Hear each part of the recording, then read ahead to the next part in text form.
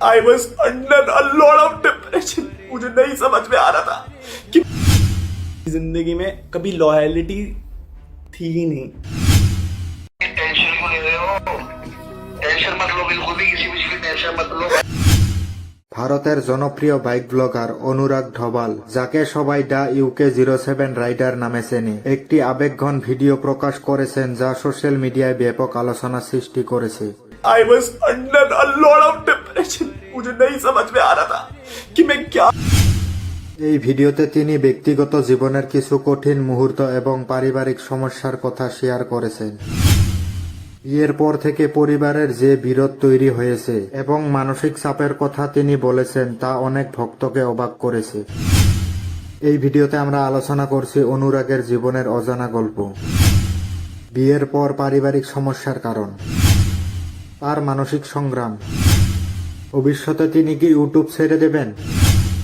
আমরা আশা করছি তিনি আরো কঠিন সময় কাটিয়ে উঠবেন এবং আবার নতুন ভাবে ফিরে আসবেন। বন্ধুরা, আসুন তাহলে দেরি না করে ভিডিওটা শুরু করি। टेंशन क्यों ले रहे हो?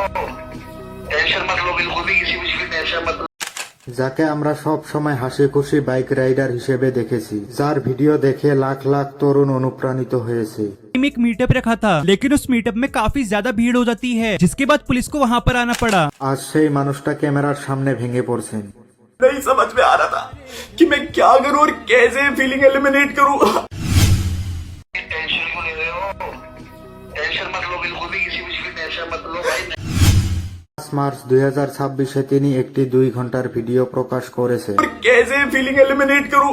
आंसू भी खत्म हो चुके, इतना रो लिया।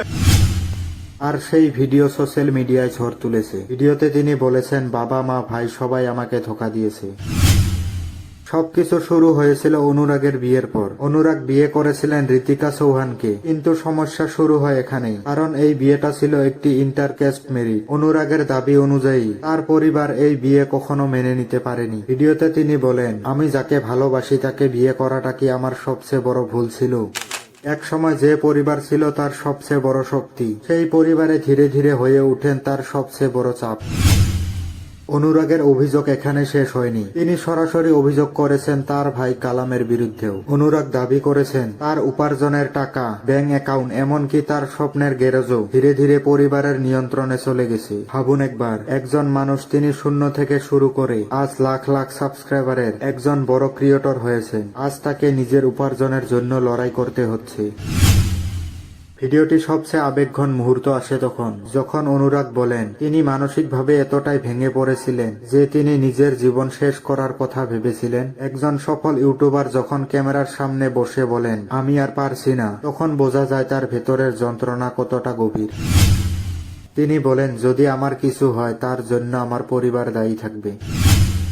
এই কথাগুলো শুধু অভিযোগ নয়, এগুলো একজন মানুষের অসহায় চিৎকার। I was under a lot of depression. मुझे नहीं समझ में आ रहा था कि मैं क्या। ভিডিওর শেষ দিকে অনুরাগ বললেন তিনি আর এই চাপ সহ্য করতে পারছে না, তিনি হয়তো ইউটিউব থেকে দূরে চলে যেতে পারে। এটা শুনে তার ভক্তরা ভীষণ অবাক এবং হতাশ, কারণ দা ইউকে 07 রাইডার শুধু একজন ইউটিউবার নন, তিনি ভারতের রাইডিং কমিউনিটির অন্যতম বড় নাম। এখন প্রশ্ন হচ্ছে, তিনি কি সত্যি ইউটিউব ছেড়ে দেবেন, নাকি এই ঝড় কাটিয়ে আবার ফিরে আসবেন।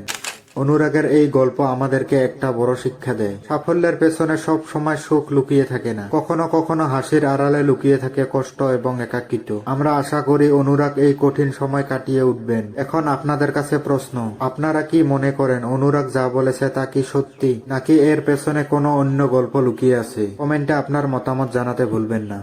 ভিডিওটি ভালো লাগলে লাইক করুন, আরো এমন বাস্তব গল্প পেতে চ্যানেলটি সাবস্ক্রাইব করুন। দেখা হবে পরবর্তী ভিডিওতে, ততক্ষণে ভালো থাকুন, সুস্থ থাকুন, ধন্যবাদ।